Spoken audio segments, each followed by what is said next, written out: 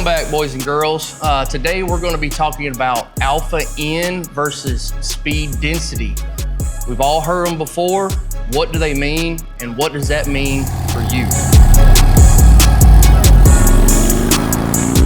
All right, guys, so since we're going to be going over two very specific tuning methods today, and I want to make sure that the information I give you is as correct as possible, I have some notes here in front of me on my laptop. So if you see me glancing down and reading them, I'm not ignoring you. I just want to make sure that what I'm saying is correct. That way, when you go and repeat, Bobby said this, I'm giving you the right information.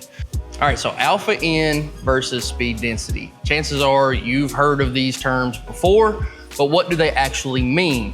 Let's figure that out together. And we're gonna start with speed density because that's what the factory uses. That's what a lot of OEM manufacturers use is speed density.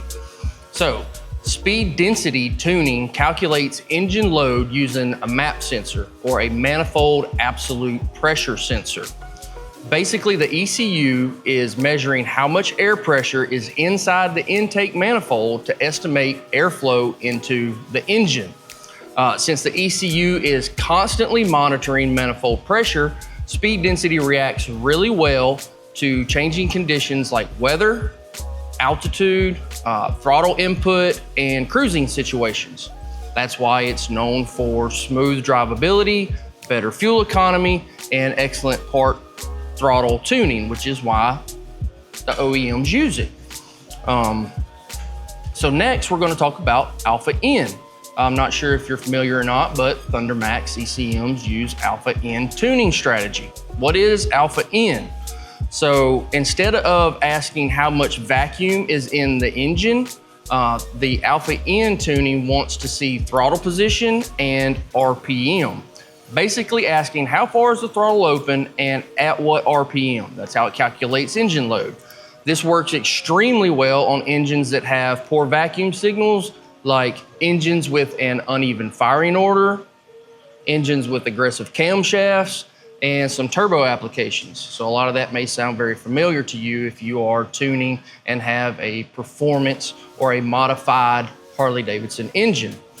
So older alpha N systems, like a lot of older technology, got a bad rep for struggling with weather and altitude changes because they didn't always compensate well for air density.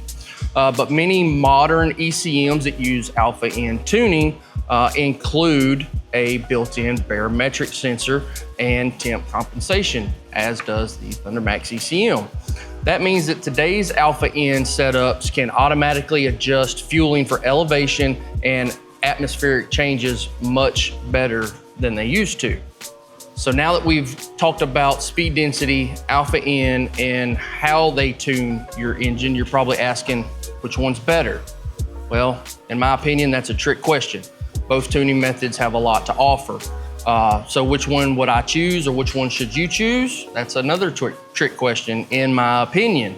Again, I don't think there's a wrong or a right answer. I would choose the tuning method that A, works best for your application and your modifications to your engine, and B, the tuning method that you're more comfortable using, especially if you're going to be the one tuning the motorcycle. So at the end of the day, neither system is universally better or worse. They just offer different things, right? Like I said, it's going to be based on your combination, how comfortable you are with the software and the tuning method if you're going to be the one primarily tuning the motorcycle. So I hope this answers some questions and kind of cleared up like some differences between alpha N and speed density and how they actually tune. And as always, if you have any questions, please contact us here at ThunderMax Tech Support, and we'll answer your questions the best that we can.